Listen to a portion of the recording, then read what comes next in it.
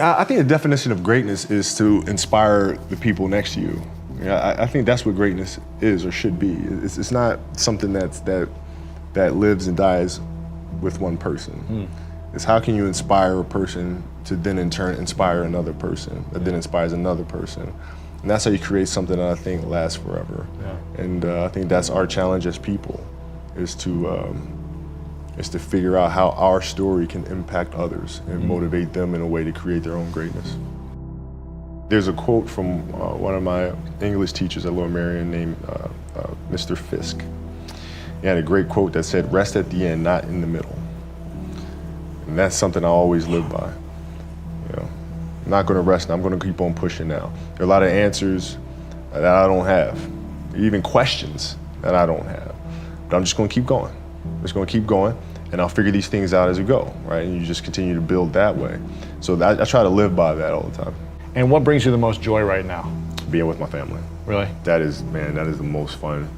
It's just, it's hanging out with them all summer, being able to like do things that I ordinarily couldn't do. Yeah. Because of training, because of season and stuff like that. So being around them and watching Bianca grow up, because there are a lot of things that I miss with Natalia and Gianna because I was playing. So being there every day with them is so much fun, man. So it brings me the most joy. What does love feel like?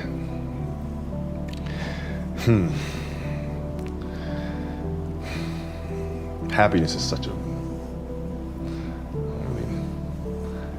think I would describe love as happiness. I think I describe it as a beautiful journey. It has its ups and downs, right? Whether it's in marriage or whether it's in the career, things are never perfect. Yeah. But through love, you continue to persevere and you move through them. You move through them. And then through that storm, beautiful sun emerges. Yeah. Right? And inevitably another storm comes. And guess what? You ride that one out too. Yeah. So I think love is a certain determination and persistence to go through the good times and the bad times with the someone or something that you truly love. My parents were great. Growing up, they instilled in me the importance of imagination, of curiosity, and understanding that, okay, if you want to accomplish something, I'm not just going to sit here and say, yes, you can do whatever you want. Yes, you can, but you have to also put in the work to get there, right? So they taught me that at a really early age, man. And when you grow up as a kid thinking that the world is your oyster, and all things are possible if you put in the work to do it, you grow up having that fundamental belief. My mom was there on a daily basis. My father was really influential at a really critical time where I had a summer where I played basketball when I was like 10 or 11 years old, in a very prominent summer league in Philadelphia called the Sunny Hill League, where my father played, my uncle played, and they were like all-time greats and such stuff. And Wilt Chamberlain played in the league, Earl Pro Monroe played in the league. And here I come playing, and I don't score 1 point the entire summer. Really? Not one. How old were you? 11, 10, 11. And you're playing against other 10, 11-year-olds? Or you didn't score once? Not one. Were you in the game? I was in the game. How'd you not score? Because I was terrible. Really? Yeah. At 10, 11 years old, you were that terrible. Awful. I mean, and I had these big knee pads on because I was growing really fast. I had socks all the way up here, and I had like the high top skinny, fades, like skinny as hell. And I scored not a free throw, nothing, not a lucky shot, not a breakaway layup, 0 points. And I remember crying about it and being upset about it. And my father just gave me a hug and said, listen, whether you score 0 or score 60, I'm gonna love you no matter what. Wow. Now that is the most important thing that you can say to a child. Because from there, I was like, okay, that gives me all the confidence in the world to fail. I have the security there. But to hell with that, I'm scoring 60. Let's go. Right. And from there, I just went to work. And I stayed with it, and I kept practicing. When you're in this culture in our society, you can do some phenomenal things individually, but they'll never reach their full potential unless you do them collectively. And you have to figure out how to do that. The challenge for me was always compassion and empathy. I think about 2009, things started changing for me. I started really making a conscious effort to better understand. And that doesn't mean, you have compassion and empathy so you go softer on them. It's more like you put yourself to the side and you put yourself in their shoes and understand what they're feeling.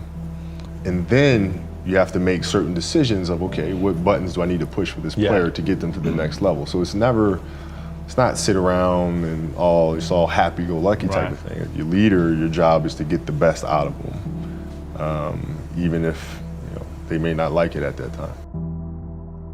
One of the things that I had to learn is how to get the best out of my teammates. Yeah. And most people think it's a simple thing, pass them the ball. But that's not how you make guys better. You have to really affect their behavior. How do you do that? So, I would tell guys, you got back-to-backs. I don't care if we're in Miami, I don't care if we're in a great city of Chicago, you can't go out, you gotta get rest. Right? Back-to-back games. Back-to-back games, right? Monday, Tuesday. You play Monday, you play again Tuesday. Guys aren't gonna listen, right? Right. So a few times, say, all right, we'll all go out. We'll go out together. Really? I'll drink with you, right? But the next morning, I'm banging on your door at 5 in the morning. Let's go. They're not getting Where are we going? I hung out with you, now you come hang out with me. Wow. This is what we do, all right? Let's go. And we're at the gym, we're working out, right? We hit the bus, we go to practice, we play that night. And they're dead. And they're dead. And they're like, oh, lesson learned. Really? Lesson learned. Take them out once. Listen, if you're gonna do that, but don't let that compromise what we're here to do. Right. This is why we're here. This is why you're here in the first place. What does losing feel like to you? It's exciting. Why is it exciting? Because it means you have different ways to get better. There's certain things that you can figure out that you can take advantage of, right? Certain weaknesses that were exposed that you need to shore up, right? So it was exciting. I mean, it sucks to lose, Right. but at the same time, there are answers there if you just look at them. I'll give you an example. So Katie Lou Samuelson is one of the best college basketball players in the country. She plays at UConn. She's going to be a senior. And they just had a really tough season last year where they lost to Notre Dame in the final. And so I asked her, I said, have you watched the Notre Dame game? She was like, no. I said, well, why not? I said, I don't want to watch that. I said, I know you don't, but you're going to play Notre Dame this year, yeah? Yeah. What's the chances you see him again in the final? Goes, well, you probably see him again.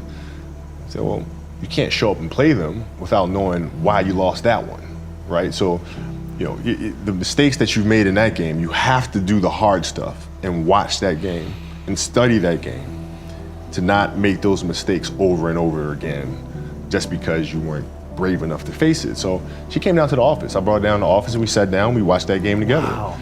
Right? And you gotta deal with Face it. Gotta deal with it. Face it, learn from it.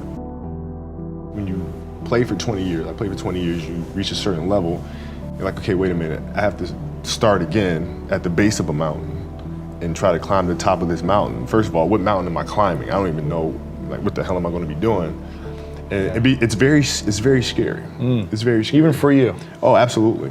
Wow. Absolutely. And the thing that helped me actually was hurting my Achilles, because that forced me to sit there and say, okay, the day could be today that your career is over.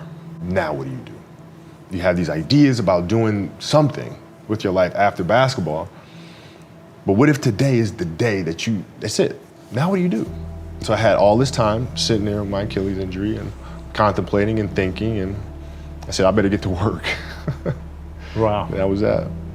The mentality book is really about process and craft. I've broken the book up into 2 sections. And process is really about the process of preparing, through injury, recovery, studying of the game. And then the craft is the actual performance and the tactics. And so a lot of things that I learned through the game were through photos. You can look at a photo and see like a player making a move, and look at the angle of his feet, look how he's using his hands on defense, and I can really break down things to the smallest detail through that. And that's what you'll see in this book. I mean, it's really a basketball Bible. You'll see how I break things down, like how I'm looking at things to the smallest of detail. Yeah. And that's the best way to understand how to have that kind of mentality, is to ask questions, then find answers. And then that lead to more questions, and you find more answers. And that's what the book is. So how can we teach our children what it means to work hard? Well, you do it through training, right? So when I get up in the morning, my daughter goes with me.